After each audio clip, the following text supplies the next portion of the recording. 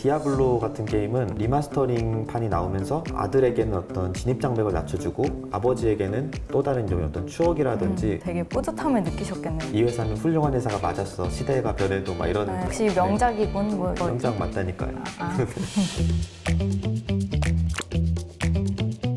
네, 안녕하세요. 저희는 생활반화 관측소 연구원들이고요. 오늘 다뤄볼 주제는 리마스터링이라는 주제입니다. 개인적으로 엄청 놀랐던 뉴스가 하나 있는데 블리자드 인수 소식 보셨어요?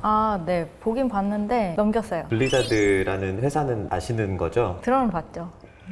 마이크로소프트가 이제 블리자드를 인수했다는 이제 소식인데 금액이 엄청 낮다고 해요. 좀 역대급 인수라고 해요. 금액도 금액인데 저는 개인적으로 이 블리자드라는 회사의 행방을 평생 관찰하고 있었기 때문에 좀 엄청 놀랬던 소식인데, 블리자드 게임 아시죠? 스타크래프트. 그 무서운 이미지 나오는 메두사 나오는. 전혀 모르시네요. 아니에요? 아니에요. 워크래프트, 몰라요.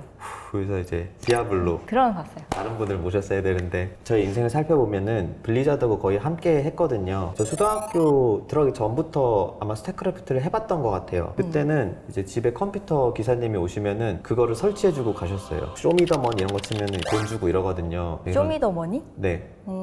그게 그 스타크래프트 내 치트키였는데 그거 통해서 이제 영어도 많이 배우고 그 후에 이제 디아블로, 워크래프트, 고등학교 돼서는 디아블로 3, 대학교 와서는 또 오버워치 나오면 하고, 하스스톤은 또 모바일로도 돼서 엄청 바쁘게 사셨네요. 알찬 인생을 이제 네. 보내오고 있었죠. 블리자드가 사실 최근 이제 지난 몇 년간은 평이 그렇게 좋지가 않았어요. 논란도 있었고.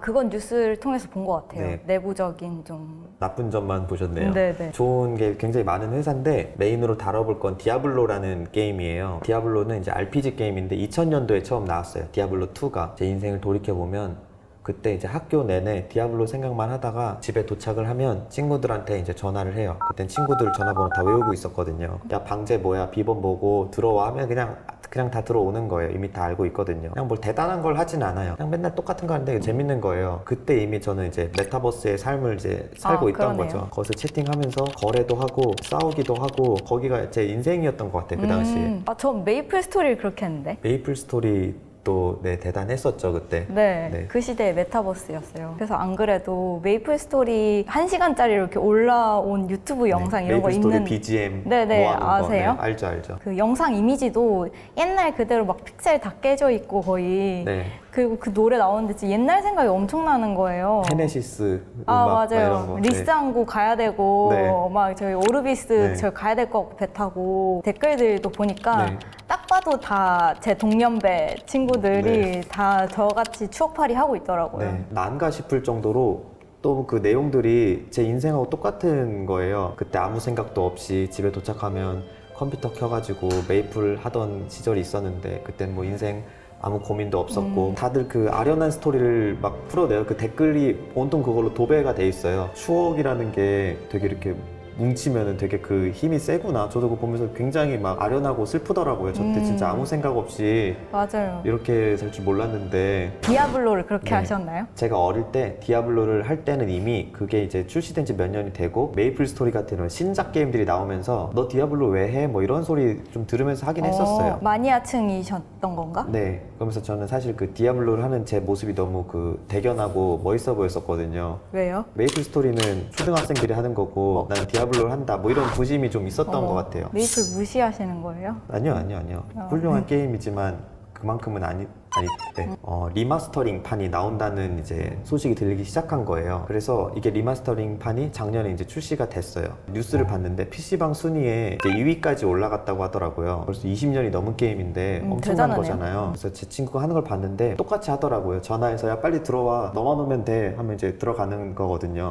옛날 생각나겠다. 옛날 생각도 너무 많이 나고 해상도나 그래픽도 너무 개선된 거예요. 저만 느낀 게 아니었던지 저희 소셜상에서도 데이터에서도 리마스터링이라는 언급량이 이제 관측이 된 거예요. 상승을 하고 있다는 게. 저희는 이제 사람들이 직접 남긴 원문들도 정말 많이 읽잖아요. 근데 이 글들이 너무 아름다운 거예요. 아들하고 아빠의 얘기인데 이제 아빠의 입장에서는 디아블로가 다시 나왔다고? 그럼 해봐야지 라고 한 거고 아들은 그런 정보는 몰랐다가 새 게임이 나왔네? PC방 순위 2위라고? 뭐 이런 계기로 시작했는데 아빠하고 아들이 이제 콘텐츠를 계기로 대화의 창이 열린 거죠. 아들 세대가 즐기는 거랑 아버지 세대가 즐기는 거랑 되게 다를 수밖에 없잖아요. 맞아요. 그래서 뭐 소통을 하기 위해서 아버지가 갑자기 롤을 배운다? 이거는 진입장벽이 너무 힘들고 아들도 같이 플레이하기 원치 않을 거예요. 디아블로 같은 게임은 리마스터링 판이 나오면서 아들에게는 어떤 진입장벽을 낮춰주고 아버지에게는 또 다른 종의 어떤 추억이라든지 아들이랑 아빠랑 같은 걸 재밌게 한다는 게 드문 일인데 대단한 것 같네요. 정말 격차가 큰 세대가 같이 즐길 수 있는 콘텐츠라는 게 드문 편이긴 한데 되게 성공적인 케이스로 블리자드가 다시 이제 반등을 하는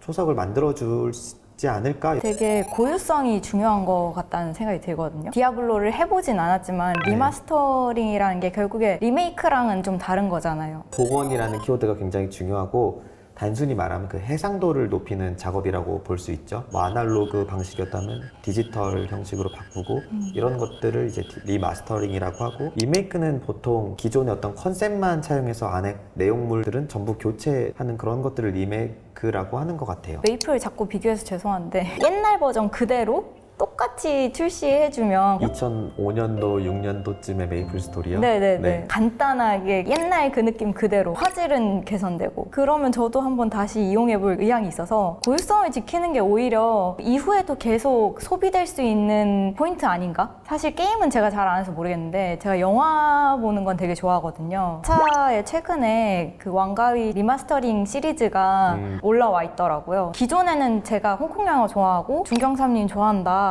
전부 다 몰랐어요. 그건 뭐 옛날 거 아니야? 그래서 그 뭔 내용이야? 재미없던데? 이런 소수의 매니아적인 취향에 가까웠는데 리마스터링 버전 나오면서 유입된 새로운 사람들이 되게 많아졌어요. 홍콩 영화로 좀 많이 대표되는 영화의 리마스터링 사례도 봐도 굉장히 기술적인 주제인 것 같은데 인간적인 면모가 많이 보여요. 이 경우에는 딸하고 엄마하고 같이 이제 개봉을 했었나 봐요. 왕가위 감독의 영화가. 이게 너무 명작이었던 기억이 있어서 개봉했다니까 이제 딸하고 보러 가는 거죠. 근데 아마 내심 좀 걱정을 했나 봐. 이게 안 좋아할까 봐? 조금 투박하거나 이래서 좀 딸 취향이 안 맞을까 봐. 영화 끝나고 나니까 딸이 너무 재밌었다고 하는 거예요. 게다가 그 재밌었던 이유가 살짝 그 있는 시대가 묻어나는 약간의 그 PC함? 그런 것조차 약간 재미 요소가 있던 거죠. 딸이 그렇게 좋아하니까 엄마가 기분이 너무 좋았다고 이런 글을 쓰신 거예요. 내가 젊었을 때 이런 즐겼던 이런 취향 같은 게 존중받는 느낌? 낡은 것이 아니었구나. 내가 즐겼던 게 옳았구나. 이런 것도 좀 인정받은 느낌이 있는 게 아닌가 싶어요. 그러니까 아까 아들하고 같이 게임하던 아버지도 되게 뿌듯함을 느끼셨겠네요. 이 회사는 훌륭한 회사가 맞았어. 시대가 변해도 막 이런. 역시 명작이군. 뭐 명작 맞다니까요.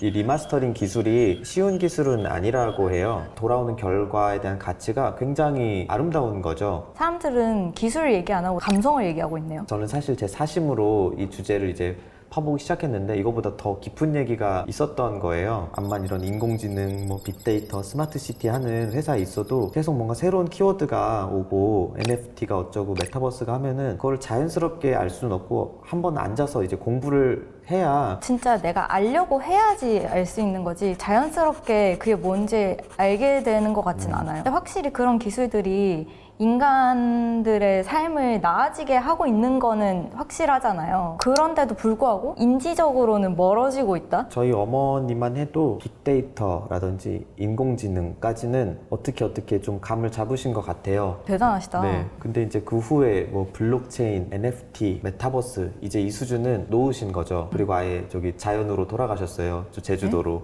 갑자기야. 잘못 이해할 뻔. 저희도 사실 그런 기술들 다 하나하나 그건 어떤 기술이고 정의해보세요 하면은 말할 수 있는 사람 별로 없을 것 같아요. 되게 삶과 멀어지고 있는 느낌이 드는데 오히려 리마스터링은 내가 알려고 하지 않았는데도 되게 자연스럽게 생활 속으로 들어온 것 같아요. 좋은 기술이란 게 말씀해 주신 것처럼 공기처럼 이렇게 호흡하듯이 의식하지 않고 저희한테 다가오는 경우가 좋은 기술인 것 같은데 인류 관점에서 보면은 어떤 블록체인이나 인공지능, 메타버스 이런 게 진화나 편리함을 도와주는 것은 분명히 있는 것 같은데 리마스터링이 그런 편리함을 돕는 기술은 아닐지언정 단절은 막아주는 기술이 아닌가라는 생각이 많이 들었어요. 그럼 최종적으로 정리하자면 이런 리마스터링 같은 기술에 있어서 되게 중요한 점은 뭘까요? 혁신이란 거는 여전히 유효하고 중요하지만 늘 새로운 것만이 혁신이 아니라 과거의 복원 이런 것도 충분히 혁신이다. 저희가 이번에 리마스터링을 통해서 좋은 기술이란 뭔가 이런 고민을 해봤는데 다음에도 저희의 삶에 가장 가깝게 찾아온 기술에 대해서 다뤄볼 수 있는 시간이 있었으면 좋겠네요.